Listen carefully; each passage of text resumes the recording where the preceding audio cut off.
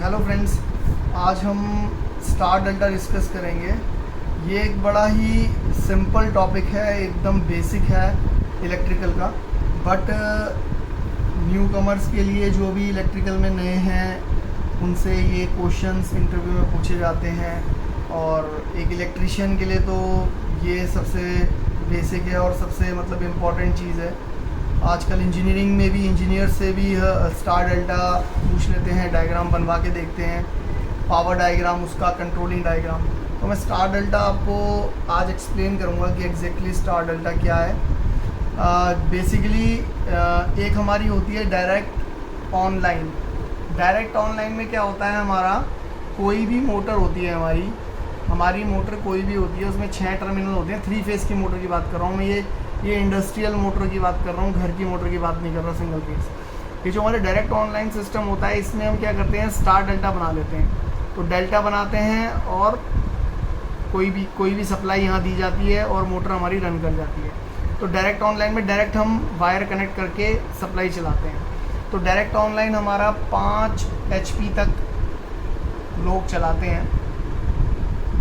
वैसे तो इसे 5 HP तक चला ही लेते हैं। कोई जैसे 7 किलोवाट तक की मोटर भी डायरेक्ट ऑनलाइन चलाते हैं, जो चलानी नहीं चाहिए वैसे। इससे हमारी पावर वेस्टेज होती है। स्टार डेल्टा से क्या होता है, हमारा पावर 1/3 हो जाता है। स्टार डेल्टा में स्टार्टिंग टॉर्क हमें अच्छा मिलता है और करंट कम होता है। और ये हमारा डेल्टा में, हमारे मोटर्स में जब जो 6 टर्मिनल्स होते हैं डेल्टा में, हम इनको शॉर्ट्स करते हैं।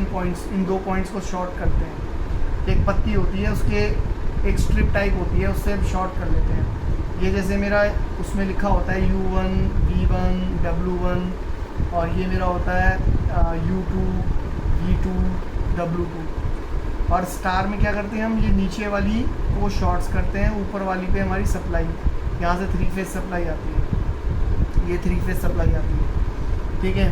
तो इसमें हम इनको शॉर्ट्स करते हैं, डेल्टा में हम ये शॉर्ट करते हैं। तो बेसिकली इसका पावर डायग्राम मैं आज आपको एक्सप्लेन करूँगा। इसमें पावर डायग्राम में हम 3 कॉन्टैक्टर यूज़ करते हैं। जो भी हमारी मोटर होगी उसकी रेटिंग के हिसाब से, अगर मेरी मोटर 100 एम्पियर करंट ले रही है तो ऑब्वियस है मैं अपने कॉन्टैक्टर्स की जो होगी कैपेसिटी वो 100 एम्पियर से थोड़ा सा ऊपर लूँगा। ये नहीं कि मैं 100 एम्पियर ही लूँगा, 100 एम्पियर से मैं थोड़ा ऊपर एम्पियर का मैं कॉन्टैक्टर यूज़ करूँगा। तो मैं 3 कॉन्टैक्टर हमारे स्टार डेल्टा में होते हैं, बड़ा इजी होता है। स्टार डेल्टा में हमारा जो 3rd कॉन्टैक्टर होता है उसका तो मैं स्टार बना देता हूँ। जैसे मैंने आपको ये बताया ना, ये शॉर्ट होती है, ठीक है ना। तो ये मैंने ऊपर से शॉर्ट कर दिए। और जो मेरे 2 कॉन्टैक्टर्स होते हैं उनमें से एक मेरा मेन कॉन्टैक्टर होता है जो हमेशा होल्ड रहेगा, जो हमेशा लगा रहेगा। और जो 2nd कॉन्टैक्टर होता है वो मेरा डेल्टा बनाएगा, 3rd कॉन्टैक्टर मेरा स्टार बनाएगा। अब बेसिकली कॉन्टैक्टर क्या होता है, तो कॉन्टैक्टर भी आप समझ लें। कॉन्टैक्टर हमारा एक रिले टाइप है, एक रिले का एक बड़ा रूप है, जिसमें होता क्या है, बेसिकली हमारी यहाँ पे 3 फेज सप्लाई होती है। इसकी एक कॉइल वोल्टेज होती है, ये रिले की तरह काम करता है। अगर मैं इसकी 24 वोल्ट का भी होता है, 220 वोल्ट का भी होता है, ठीक है, 110 वोल्ट का भी होता है। अब जैसे ही मैं इसको इनमें से कोई सी भी वोल्टेज दूंगा तो ये होल्ड हो जाएगा और ये ऊपर वाली सप्लाई को नीचे ले आएगा। ये एक तरीके से ये भी स्विच ही है। स्विच जैसे हम घरों में स्विच यूज़ करते हैं, बटन दबाते हैं, नीचे सप्लाई उतर जाती है, जब तक बंद रहता है, जब वो ऑन करते हैं तो नीचे सप्लाई उतर जाती है उसमें। वैसे ही इसमें ये समझ लीजिए, ये कंट्रोल्ड स्विच है, ये एक रिले का बड़ा रूप है। अब इसमें मैं कॉइल वोल्टेज देता हूँ, वो मैं किसी भी कंट्रोलिंग के थ्रू दे सकता हूँ। तो मैंने एक तरीके से इसको कंट्रोल कर लिया। मैं जैसे इसको सप्लाई दूंगा, ये होल्ड होगा, ऊपर से नीचे सप्लाई उतर जाएगी। तो पावर डायग्राम में हमारे मेन 3 कॉन्टैक्टर होते हैं। मेन कॉन्टैक्टर तो मेरा हमेशा होल्ड रहेगा, जैसे ही मैं इसको ऑन करूँगा स्टार डेल्टा, ये मेरा होल्ड रहेगा, 1st कॉन्टैक्टर। देन उसके बाद 1st के साथ मेरा 3rd कॉन्टैक्टर होल्ड होगा, जो मेरा स्टार बनाएगा, जो स्टार्टिंग टॉर्क मेरे को टॉर्क मीन्स ताकत। मैं एक वीडियो ये भी बनाऊंगा जिसमें मैं टॉर्क कैलकुलेशन बताऊंगा। मोटर्स की इंडस्ट्रीज़ में काफ़ी लोगों को यूज़फुल होगा कि हम किसी मोटर से, जैसे हमें कितनी पावर के लिए कितनी मोटर कैलकुलेशन करनी पड़ती है कि मेरे को इतनी ताकत चाहिए, तो वो टॉर्क की कैलकुलेशन भी मैं आपको बताऊंगा। तो ये मेरा फर्स्ट कॉन्ट्रैक्टर के साथ तीसरा कॉन्ट्रैक्टर लग जाता है, ये होल्ड होता है, ये भी होल्ड हो जाता है। इसकी कंट्रोलिंग जो है ये और ये कैसे लगते हैं, मतलब कैसे होल्ड होते हैं, इनको सप्लाई कैसे मिलती है, वो कंट्रोलिंग भी मैं आपको बताऊंगा। बट बेसिकली मैं पावर डायग्राम बना रहा हूँ। पावर डायग्राम में पहले ये मेरा होल्ड होगा, फिर मेरा ये होल्ड होगा, स्टार बन जाएगा। फिर क्या होगा, कुछ सेकंड का टाइम होता है, ये 8 सेकंड, ये 4-5 सेकंड के टाइम के बाद ये मेरा अनहोल्ड हो जाएगा, ऑटोमेटिकली अनहोल्ड हो जाएगा, देन ये होल्ड हो जाएगा, तो फिर ये मेरा डेल्टा बन जाएगा। तो ये तो मेरा स्टार हो गया, ये तो हमेशा लगा रहेगा, फर्स्ट कॉन्टैक्टर हमेशा लगा रहेगा, फर्स्ट के साथ थर्ड लगेगा, स्टार बनेगा, कुछ सेकंड बाद ये अनहोल्ड होगा, देन ये होल्ड हो जाएगा, तो फिर कंटिन्यूस मेरी मोटर इस पर चलती रहेगी। स्टार पे कुछ सेकंड के लिए ही रखते हैं क्योंकि बहुत ज़्यादा करंट लेता है। अगर इसको हम परमानेंटली इसको मोटर को इस पर रख देंगे स्टार पे ही, तो ये मोटर जल भी सकती है। तो स्टार में हम कुछ टाइम के लिए रखते हैं क्योंकि उस समय क्या होता है कि ये हमारा हाई टॉर्क देता है, एक ताकत देता है। मोटर जब हमारी रेस्ट पे होती है, आपने शायद पढ़ा होगा, जो कोई भी चीज़ अगर कोई रेस्ट पे होती है तो मोमेंट ऑफ इनर्शिया क्या कहता है कि अगर कोई भी चीज़ हमारी रेस्ट में है तो उसको स्टार्टिंग में चलाने के लिए ताकत ज़्यादा चाहिए, उसके बाद तो रोटेट हो जाएगी। लेकिन अगर कोई भी चीज़ रुकी पड़ी है उसको स्टार्टिंग में चलाने के लिए ज़्यादा ताकत चाहिए, तो इसलिए हम पहले इसको स्टार में डालते हैं। स्टार में डालने से क्या होता है, हमें हाई टॉर्क मिल जाता है, फिर उसके बाद हम इसको ऑटोमेटिकली अनहोल्ड करा के इसको होल्ड करा देते हैं, फिर ये मेरा डेल्टा में कंटिन्यूस मोटर चलती है। ये सिर्फ कुछ सेकंड के लिए स्टार में डालते हैं। और ये कैसे डालते हैं, ये अनहोल्ड होके होल्ड ये कैसे हो जाता है वो मैं कंट्रोलिंग में आपको भी बताऊँगा। तो ये तो मेरा बेसिकली पावर डायग्राम हो गया। पावर डायग्राम में कुछ नहीं है, इसके 3 फेज़ हैं, 1 फेज़, 2 फेज़, 3 फेज़। और जो मेरा ये वाला कॉन्टैक्टर होता है इसमें मैं 2 फेज़ को चेंज कर दूँगा, वो चाहे मैं ऊपर से 2 फेज़ को चेंज कर दूँ या नीचे से चेंज कर दूँ, ऐसा वो सेम है। इसमें मेरे को फेज़ चेंज करना पड़ता है कि जैसे मेरा ये फर्स्ट फेज़ है, सेकंड फेज़ है, थर्ड फेज़ है, तो मैं ये कर सकता हूँ कि फर्स्ट को इसमें फर्स्ट रहने दूँ, सेकंड में इसके थर्ड में डाल दूँ, और थर्ड वाला मैं इसके फर्स्ट में डाल दूँ। अगर मैंने यहाँ पे फर्स्ट का फर्स्ट, सेकंड का सेकंड, थर्ड का थर्ड लिया है तो मैं यहाँ नीचे चेंज कर दूँगा। देख लीजिए मैंने नीचे चेंज किया हुआ है इसमें। लेकिन आप ये फर्स्ट वाला आप यहाँ पे दोगे, सेकंड वाला आपने यहाँ दिया, थर्ड वाला आपने ऊपर दिया। अगर ऊपर चेंज कर लोगे, फेज़ आप कहीं से भी चेंज कर लो, वो डजेंट मैटर, वो कोई मैटर नहीं करता। मैंने यहाँ नीचे चेंज करे हैं तो कंफ्यूज मत होना, मैं ऊपर से भी फेज़ चेंज कर सकता हूँ, तो नीचे मेरे को सेम रखना है, ठीक है। और ये बेसिकली इसका आ जाता है कंट्रोलिंग डायग्राम, बड़ा सिंपल डायग्राम होता है। इसमें मैंने क्या किया हुआ है कि मेरा पहले फ्यूज़ है, उसके बाद मेरा एमरजेंसी स्टॉप है, ठीक है। अगर कोई इमरजेंसी है तो मैं वो स्टॉप बटन दबा दूंगा तो मेरा प्रोसेस तभी चलेगा ही। फिर ये मेरा स्टार्टिंग बटन है, जैसे मैं स्टार्ट बटन दबाऊंगा तो मैंने इसमें होल्ड ले रखा है K1 का। जो मेरा K1 कॉन्टैक्टर है, जो मेरा पहला कॉन्टैक्टर था, उसकी मैंने छोटी यहाँ पे डायग्राम बनाया हुआ है। ये कंट्रोलिंग डायग्राम है। कंट्रोलिंग डायग्राम में कॉन्टैक्टर को हम ऐसे डिनोट करते हैं और टाइमर को ऐसे डिनोट करते हैं। इसका ये डायग्राम है। अब मैं क्या करूँगा, जैसे एक बटन दबाऊँगा, एक होता है कि मैंने सेलेक्टर स्विच से क्या होता है परमानेंटली कोई चीज़ होल्ड हो जाती है, लेकिन ये पुश बटन है। तो पुश बटन के लिए मैंने इसको होल्ड कराने के लिए K1 के NO से मैंने पॉइंट लिया हुआ है कि जिससे अगर मैं एक बार बटन दबाऊँगा फिर छूट भी जाएगा तो ये परमानेंटली होल्ड हो जाएगा। अब क्या होगा, ये मेरा जैसे ही परमानेंटली होल्ड हो गया, K1 मेरा होल्ड हो गया। मैंने कहा था मेरा फर्स्ट कॉन्टैक्टर होल्ड होना चाहिए। अब मेरा जैसे ही फर्स्ट कॉन्टैक्टर होल्ड होगा तो उसके साथ साथ मेरा क्या होगा, टाइमर चलने लग जाएगा, ठीक है ना। अब जैसे ही मेरा फर्स्ट होल्ड होगा तो मेरा जब मेरा इसमें क्या है, जैसे मेरी पावर यहाँ उतरी, जैसे मैंने स्टार्ट किया मेरी पावर यहाँ पे उतरी, तो आप देखेंगे सबसे पहले मेरी पावर यहाँ आएगी, ये कॉन्टैक्टर होल्ड हो जाएगा। उसके बाद मेरी पावर इस पर भी आ जाएगी क्योंकि ये दोनों NC हैं, ये NO-NC बताता हूँ मैं आपको, ये दोनों NC हैं। तो मेरी पावर कहाँ आएगी, पावर यहाँ उतर गई, पावर यहाँ आई, यहाँ NC है, उतरी यहाँ उतर गई। फिर पावर मेरी यहाँ आएगी, यहाँ NO है तो यहाँ रुक जाएगी। और ये वाली पावर मेरी, जो पावर यहाँ आ रही है कंटिन्यूस, वो मेरी टाइमर ऑन हो जाएगी। तो फर्स्ट केस में मेरा क्या होगा, फर्स्ट केस में मेरा K1 ऑन हो जाएगा, मेरा K2 ऑन हो जाएगा, मेरा टाइमर ऑन हो जाएगा। अब मेरा क्या हुआ, मेरा मेन कॉन्टैक्टर तो हमेशा ऑन रहेगा, सेकंड मेरा स्टार जो मुझे चलाना है वो ऑन हो गया, और T मेरा टाइमर ऑन हो गया। अब क्या होगा कि जैसे ही टाइमर का एक टाइम होगा कि मैंने मान लो 4 सेकंड दिया है, तो 4 सेकंड के बाद क्या होगा, टाइमर ऑन हो जाएगा। तो जब टाइमर ऑन हो जाएगा तो जब कोई चीज़ ऑन हो जाएगी तो उसका NC NO हो जाएगा।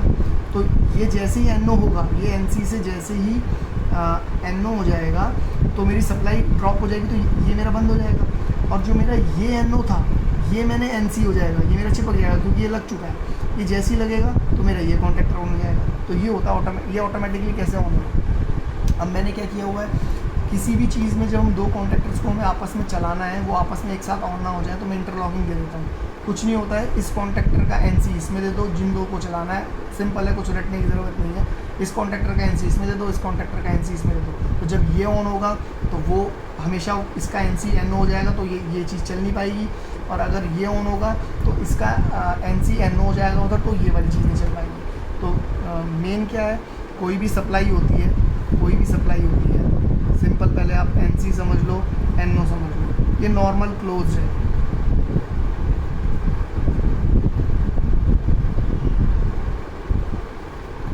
ये नॉर्मल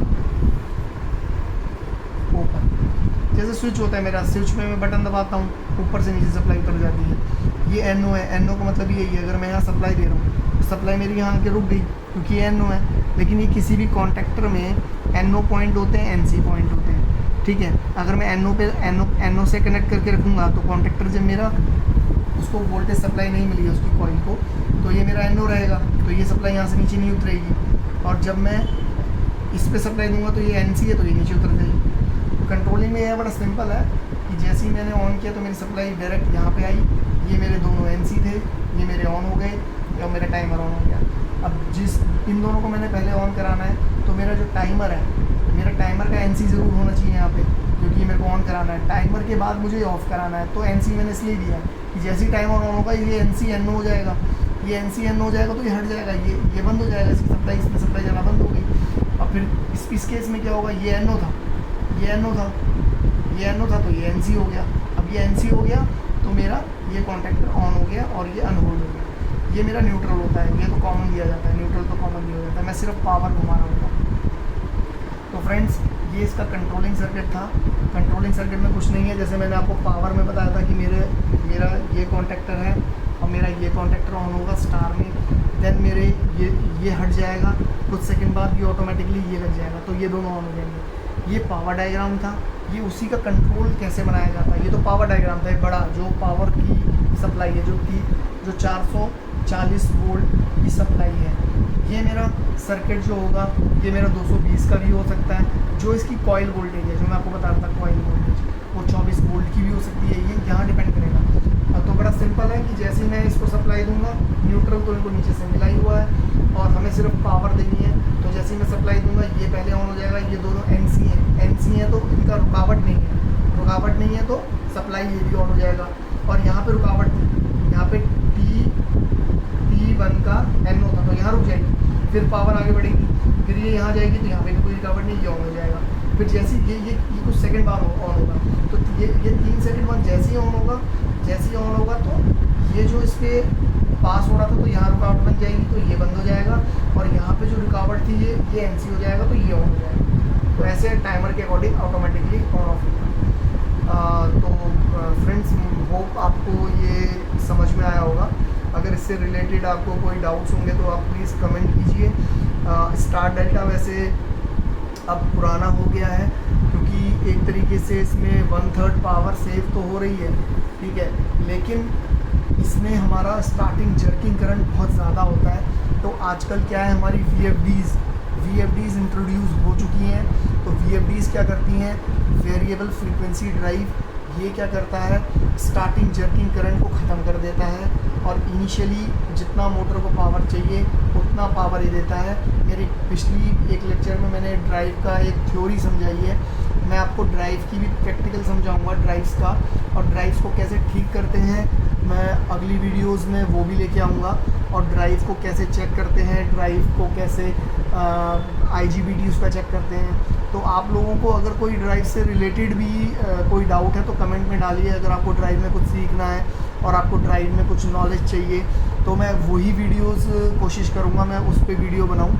आपको इलेक्ट्रिकल से रिलेटेड, इंडस्ट्रियल प्लांट मेंटेनेंस से रिलेटेड कोई भी इशू हो, कुछ प्रॉब्लम हो, तो आप पूछ सकते हो कमेंट्स में। मैं आपको कोशिश मेरी ये रहेगी, मैं आपको उसका जल्द से जल्द आंसर प्रोवाइड कराऊँ।